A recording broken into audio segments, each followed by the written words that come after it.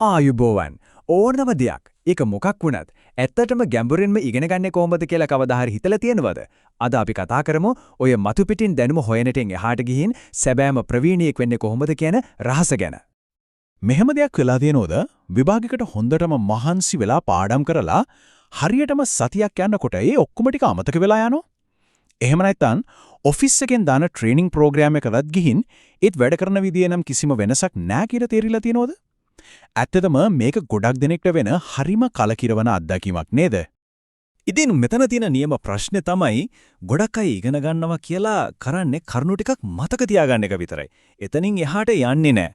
ඇත්තටම කිව්වොත් අපේ අධ්‍යාපන ක්‍රමවලයි ගොඩක් ආයතනික පුහුණුවලයි පවා වැඩිපුරම බනන්නේ අගය කරන්නේ ඔය මතක තියාගැනීමේ හැකියාව විතරයි. ඉතින් ඒ නිසා සැබෑ අවබෝධයක් ගන්නවත් ඒ දැනුම ප්‍රායෝගිකව පාවිච්චි කරන්නවත් අපි ඉගෙන ගන්නේ නැහැ. හැබැයි මේකට නියම විසඳුමක් තියෙනවා. ඒකට තමයි කියන්නේ බ්ලූම්ගේ වර්ගීකරණය කියලා. මේක හරිම ප්‍රබල රාමුවක්. අපිට මේක හරියට ගැඹුරු ඉගෙනීමකට පාර පෙන්වන සිතියමක් වගේ පාවිච්චි කරන්න පුරුවන්. හොඳයි. ඉතින් මේ බ්ලූම්ගේ වර්ගීකරණය කියන්නේ 1956 දී බෙන්ජමින් බ්ලූම් කියලා අධ්‍යාපන මනෝවිද්‍යාඥයෙක් හදපු ආකෘතියක්.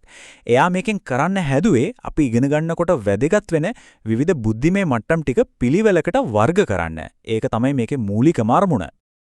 හරි. එහෙනම් අපි මේ ගැන ටිකක් ගැඹුරින් බලමු. මේක හිතා ගන්න පුළුවන් හරියට පඩි පෙළක් නගිනවා වගේ. එක පියවරක් උඩට යනකොට අපේ අවබෝධය තව ගැඹුරු වෙනවා. බලන්න පළවෙනිම පියවර තමයි මතක තබා ගැනීම. ඒ කියන්නේ නිකම්ම කරුණු ටිකයි මූලික සංකල්ප ටිකයි මතක් කරගන්න එක. ඊළඟට දෙවෙනි පියවර අවබෝධ කර ගැනීම. මෙතනදී අර මතක තියාගත්ත අදහස් සංකල්ප පැහැදිලි කරන්න පුරුවන් වෙන්න ඕන. තුන්වෙනියට යෙදවීම. ඒ කියන්නේ ඉගෙනගත්ත දේ අලුත් තැනකදී අලුත් අවස්ථාවකදී පාවිච්චි කරන එක. එතනින් උඩට යනකොට විශ්ලේෂණය කරනවා, ඇගයීම කරනවා. අන්තිමටම ඉහළම පියවර තමයි නිර්මාණය කිරීම. ඒ කියන්නේ සම්පූර්ණයෙන්ම අලුත් මූල්‍යමක් බිහි කරන එක. ඔන්න ওই විදිහෙන් තමයි මේ ගමන යන්නේ. හොඳයි. ඔය න්‍යාය කතා කරා ඇති. දැන් අපි බලමු මේක ඇත්තටම කොහොමද අපේ ජීවිතේට ප්‍රායෝගිකව යොදාගන්නේ කියන. මේ ආකෘතියේ තියෙන පුදුමම දේ තමයි ඒක ඕනෙම තැනකට අදාළ කරගන්න පුරුවන් එක. ඒ කියන්නේ ඉස්කෝලේදී විද්‍යාව පාඩමක් ඉගෙන ගන්න වෙන්න පුරුවන්. නැත්නම් ඔෆිස් එකේ පාරිභෝගික සේවය දියුණු කරගන්නව වෙන්න පුළුවන්. මේ මූල ධර්ම ඒ විදිහටම වැඩ. බලන්නකො මේ උදාහරණ. ඉස්කෝලේදී මතක තබා ගැනීම කියන මට්ටම වෙන්නේ ජල චක්‍රය අවදි ටික නම් කරන එක.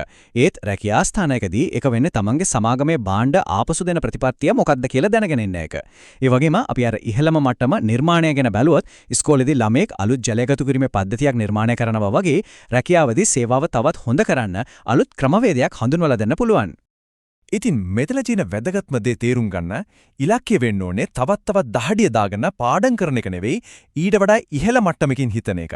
ඒ කියන්නේ අපි දාන උත්සාහය ප්‍රමාණය නෙවෙයි අපි හිතන විදිහේ ගුණාත්මක භවයයි වෙනස් කරන්න ඕනේ. ඇත්තටම නියම නිර්මාණශීලීත්වයටයි විවේචනාත්මක චින්තනයටයි දොරරින යතුරු තියෙන්නේ එතන. හරි. අපි දැන් බලමු මේ ගමන කොයි වගේද කියලා. මේ පඩිපෙළේ ඉහළට යනවා කියන එක හරියට නිකම් තොරතුරු ටිකක් සැබෑ ප්‍රඥාවක් බවට පරිවර්තනය වෙනව වගේ වැඩක්. මෙන්න මේ ඉගෙන ගැනීමේ ක්‍රම දෙක අතර තියෙන පැහැදිලි වෙනස බලන්න. එකක් තමයි මතු පිටින් ඉගෙන ගන්න එක. ඒක අර මතක තබා ගැනීමයි අවබෝධ කර ගැනීමයි කියන තැන් වලින් අතර වෙනවා. ප්‍රතිපලය తాවකාලික දැනුමක් විතරයි. විභාගයෙන් පස්සේ අමතකයි. හැබැයි ගැඹුරින් ඉගෙන ගන්නවා කියන්නේ අර පඩිපෙළේ ඉහළටම යන එක. යෙදවීම, විශ්ලේෂණය, ඇගයීම, නිර්මාණය දක්වාම යනවා. එතකොට ලැබෙන්නේ නිකම්ම දැනුමක් නෙවෙයි, ප්‍රඥාව සහ කුසලතාව.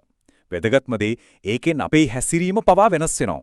ඒක නිකම්ම බලාගෙන ඉන්න දෙයක් නෙවෙයි, හරිම සක්‍රීය ක්‍රියාවලියක්. මේ ඉහළ මට්ටම් වලින් අපිට ලැබෙන නියම වටිනාකම ගැන හරි අපූර්ව කියමනක් තියෙනවා. විශ්ලේෂණය කරන විට ප්‍රඥාවන්ත වෙනවා.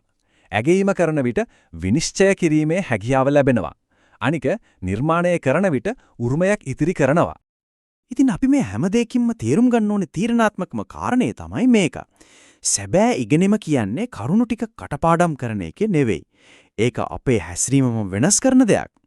මේ රාමුව පන්ති කාමරයට විතරක් නෙවෙයි ඔෆිස් එකේ බෝඩ් රූම් එකටත් ඒ වගේම අපේ පෞද්ගලික ජීවිතයේ දියුණුවටත් යොදා ගන්න පුළුවන් ජීවිත කාලෙටම වටිනා මෙවලම.